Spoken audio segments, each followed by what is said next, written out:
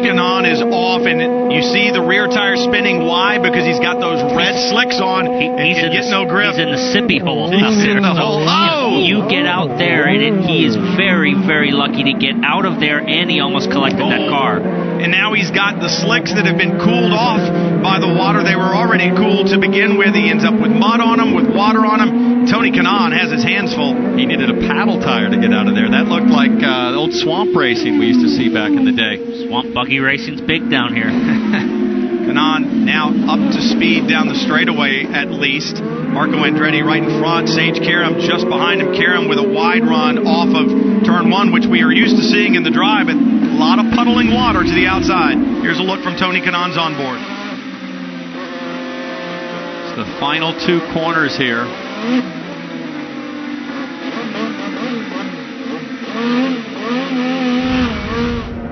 Well, as Juan Pablo Montoya predicted, 2 more laps and we're going to come in. Here come 3 of the 4 Penske cars. Montoya will hit first. He is the leader. Rahal came in as well, it looks like. You also see Will Power hitting his stall. And right behind him, Simon Pagenaud, all going to the red tires here. Montoya wanted no changes on the car. He's very happy with how it handled. Will Power leaves pit road. Pagenaud coming up shortly. Next lap, Helio Castroneves will pit as well from the 4th spot. Will Power had definitely closed. Not a big time difference. It's not like it's a big difference as we see these 2 guys, teammates here, racing each other as Dixon comes out of the pits. Kanaan is back up to speed again. It just gives you an idea of once you've been out for a lap, you've got some temperature in your tire, the difference between a car with a lap on them and Scott Dixon straight out of pit lane, and a problem for the 98, Gabby Chavez. There's another car struggling, and he doesn't want to get on that grass. He does not want. He tried to spin it around, but Castroneves is coming in. The last of the leaders to come to pit road to take off those rain tires, put on the red tires. We're watching as they try to get going. Now we'll watch where he moves down with his teammate Juan Pablo Montoya. See who's able to pick up some time. Montoya will pass him, but Helio will move into second if he can hold on to it. Will Power on his right-hand side. This is an interesting little race with a teammate. Wow, Castroneves really closes up right behind Power. I thought he might beat him to turn 1, but Will Power with a lap or 2 on those red slicks, the Firestones, he's going to have temperature, he's going to have grip, and Castroneves does not. Gabby Chavez still trying to get out of the ball. He needs to stay on the throttle like Kanaan did. Just keep the tires spinning because it's your high center on that curve. Once he gets to that now curve, he's done a high center. And I think that's exactly what don't stop. Once you get rolling, you can't stop. He's done. Yeah, that's Brian Hurt on the radio trying to coach him and said, "Don't stop." But as you said, Paul, you're stuck literally on the island. Who's this guy? Is he an official? What he means by high side is the under tray of the car gets up on the curb and the car won't move. You don't see corner workers come out and push cars very often. That was very surprising. But that guy had a button down on and slacks.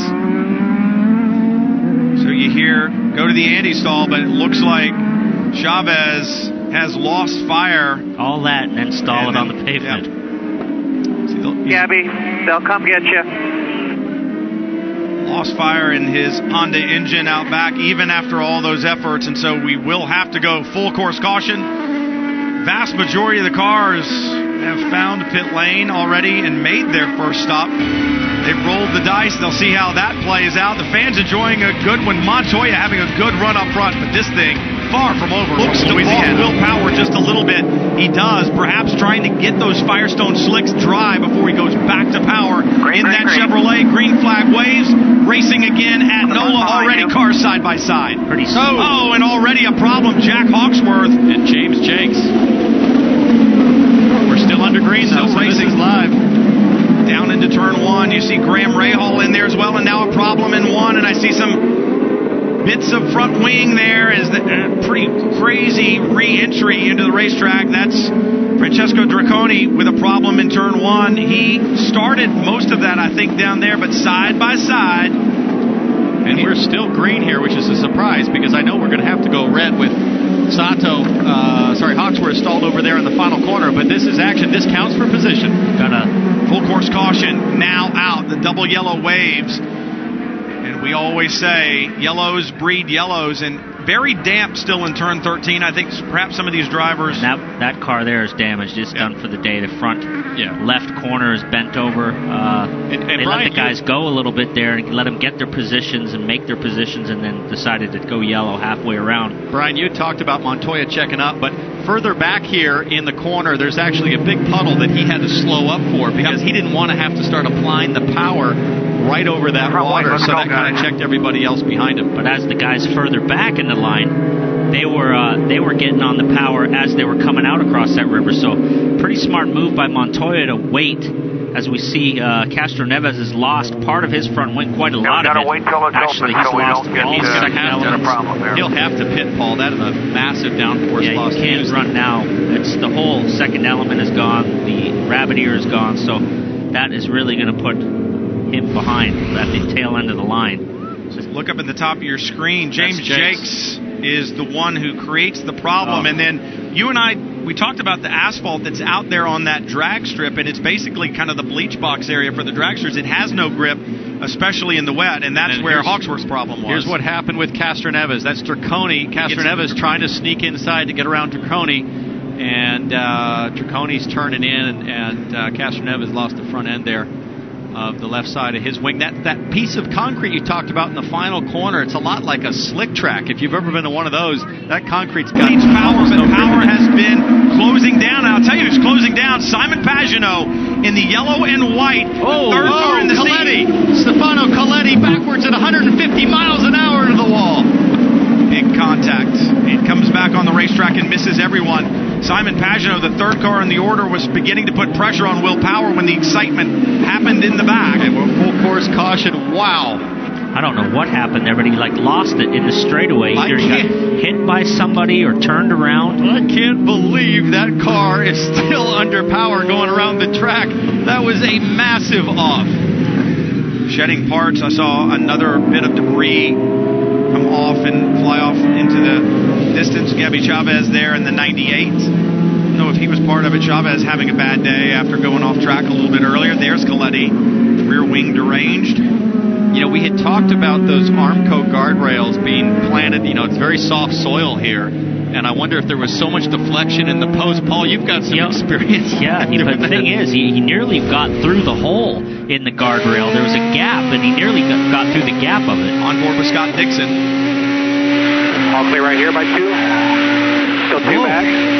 Stage right here. Got an aquaplane at 150 miles an hour. So that section, that shows you those little wet patches. Watch this. There's water to the right of your screen. Coletti will be coming along under the stand right now. And look at the hole in the fence here. Watch this. It's either the water or the paint. I mean, he's sliding 600-700 yards.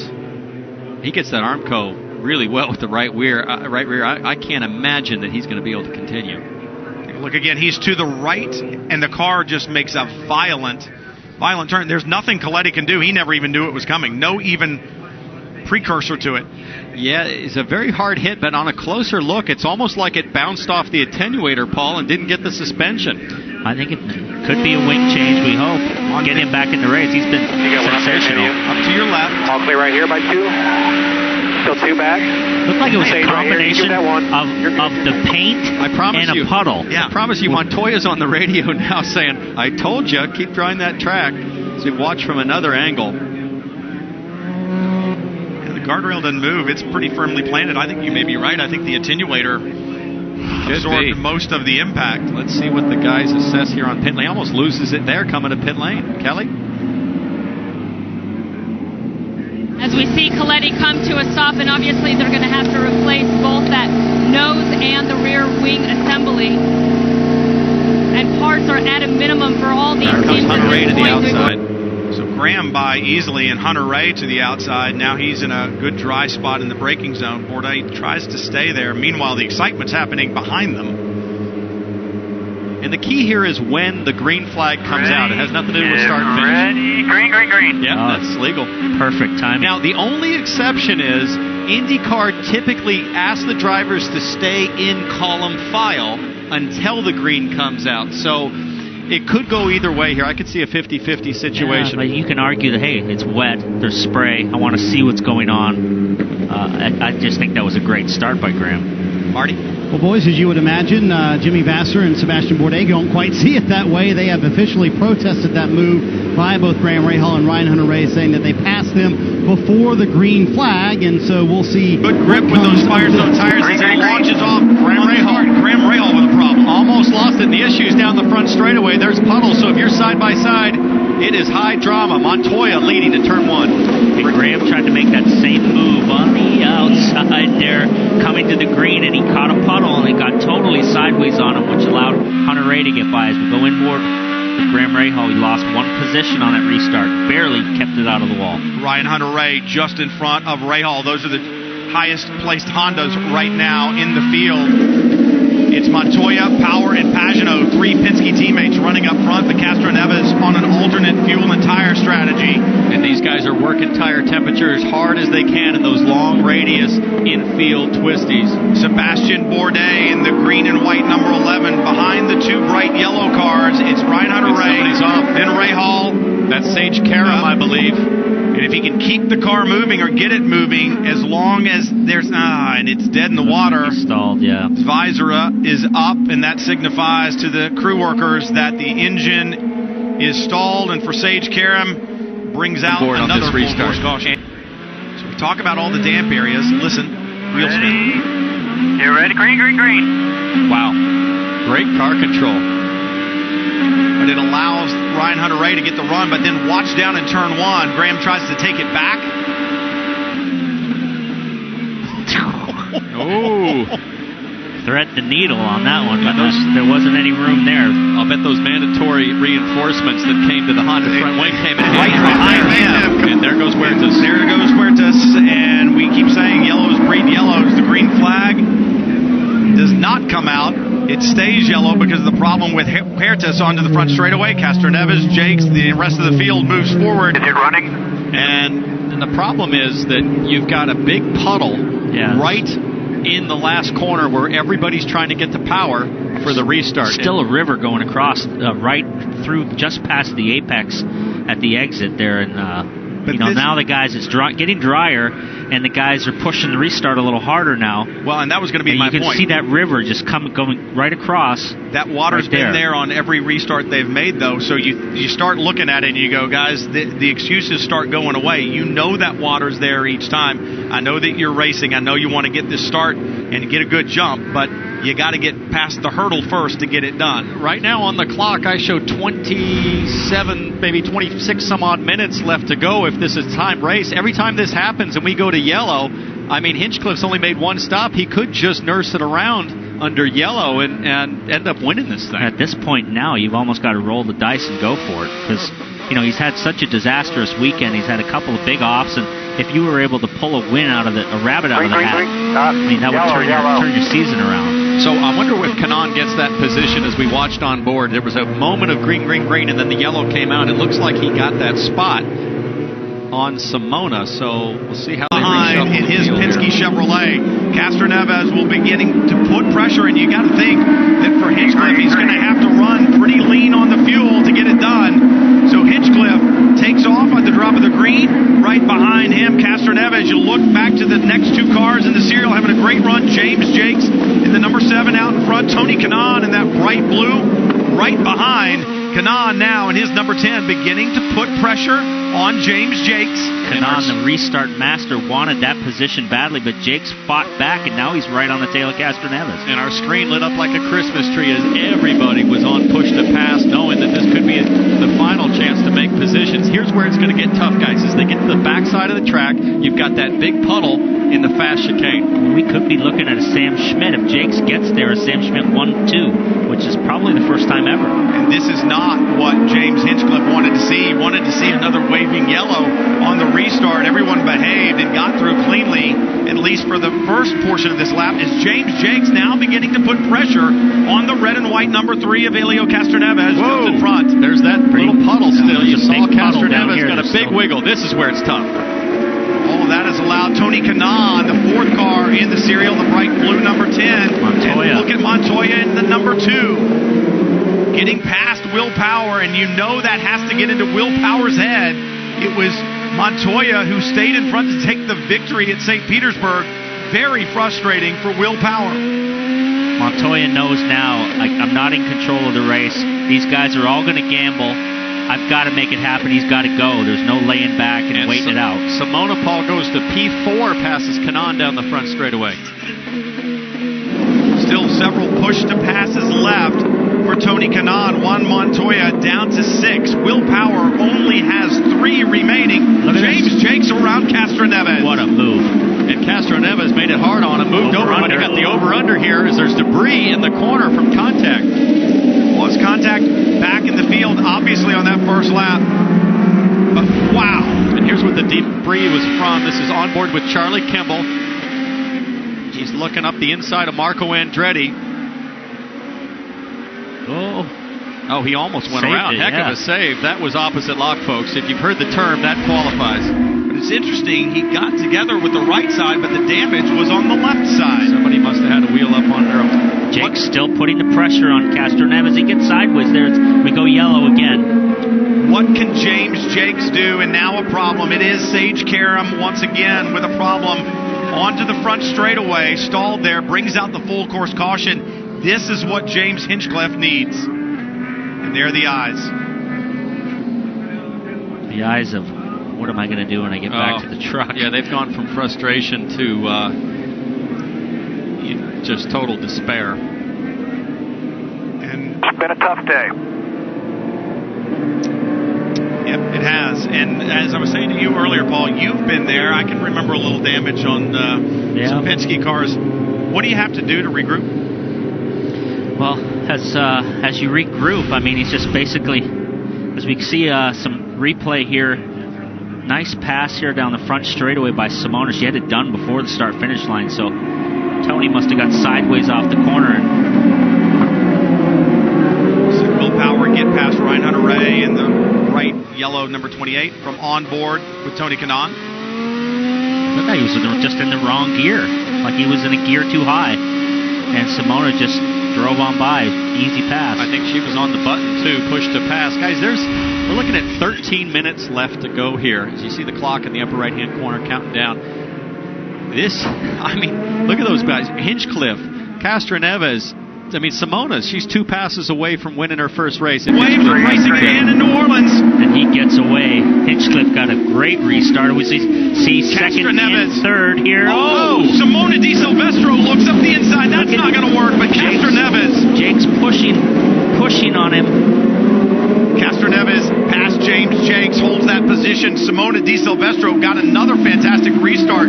Just ran out of dry pavement. Tony Kanaan now putting pressure on the back of Di Silvestro. You ride with Kanaan. When you sit this low to the ground as you do in an IndyCar, it's impossible to see those puddles as you're racing up behind somebody's gearbox. That's Bourdais, Hunter-Reay, and Simon Pagenaud. Big contact into the tires for Bourdais. 3 cars at least are off. Ryan Hunter-Reay, Sebastian Bourdais. I don't really think there's much damage to his car. If he can get it in gear, yeah, I'm all right. If he can get it in gear, he'd stay on the lead lap. But that one's not. 22 of Simon Pagenaud. Pagenaud, belts off, steering wheel off. He's climbing out. He does not look happy. He's mad at somebody, so he's not waving at his fans. I promise you that. Everybody knew that time was running out. Ryan Hunter-Reay, knowing the time was running out, trying to get positions in these closing stages. This could run the clock. Pagenaud not happy with Bourdais walking over to the number 11. Paul, you're right. I don't think he's asking if he's okay. Exchanging words right now as Bourdais stays in the car. Is that in French or English, you figure?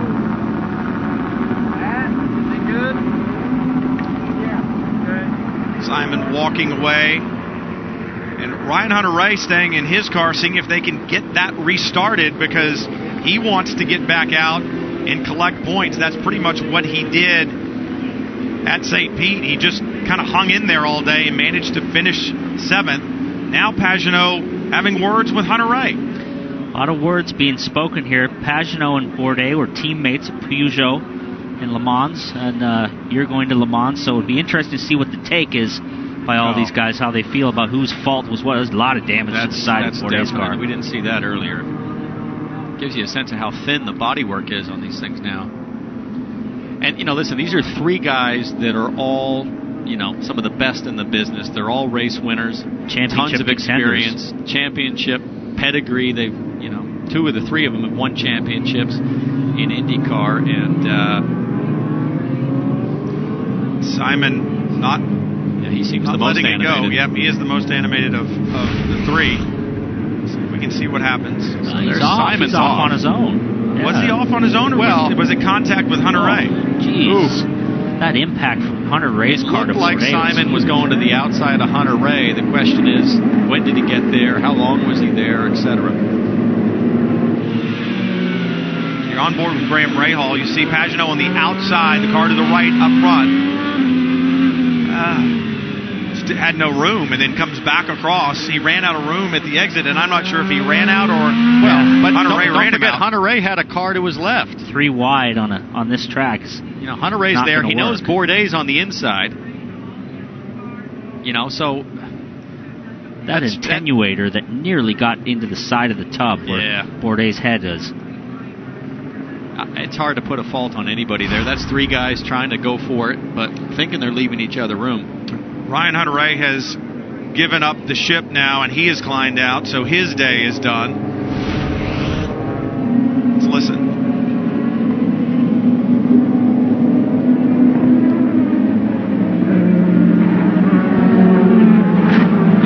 I'm sure Pagenaud's frustrated, but Paul, when you're on the outside of somebody, they're not looking in their right side mirror in a left-hand He's got corner. Bourdais on his inside. Yeah.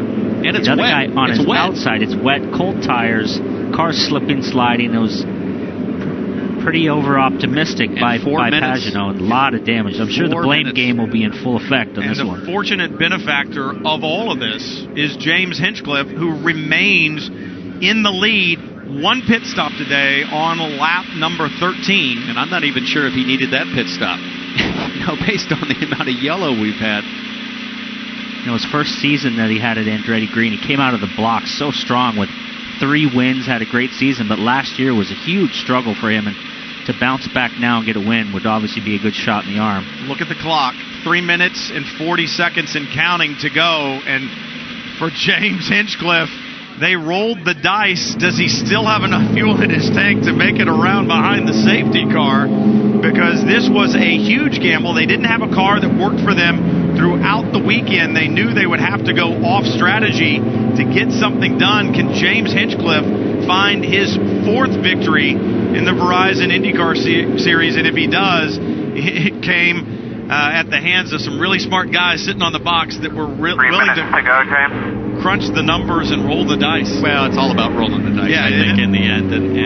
But you've got to have the courage to make those calls. For the final time in the Big Easy, it was not easy today for James Hinchcliffe. His 4th career win comes with Honda power at NOLA Motorsports Park. James Hinchcliffe wins in New Orleans. It's his first race win since 2013 in Iowa. 3 of his 4 wins. Boys. Good call. That was awesome. Thank you. The mayor of Hinchtown, maybe this will be his North American, his United States headquarters for Hinchtown down here in New Orleans. Look at the celebration for that team. 3 of his 4 wins have come on road or street courses, and he adds another one, and this one will be one to remember, not because, as you said, the outright speed. Thank you guys so much. I know it's way easier to do it from the front, but you prove we can do it from the back. Great job, guys. Great job. I'd like to hear your rendition of "Oh Canada," Paul. Yeah, he's got a great team surrounded around him. You've driven for Sam. He puts together probably one of the best outfits out there with a smaller budget than the big guys. Yeah, he deserves this result. That whole organization's worked hard to get here. Well, from the he took the checkered flag, but now he's going to have to wait just a bit for celebration as he is out of fuel there at pit end. Crew's going to work to bring in the other damaged cars, but we'll be back to celebrations from NOLA Motorsport Park.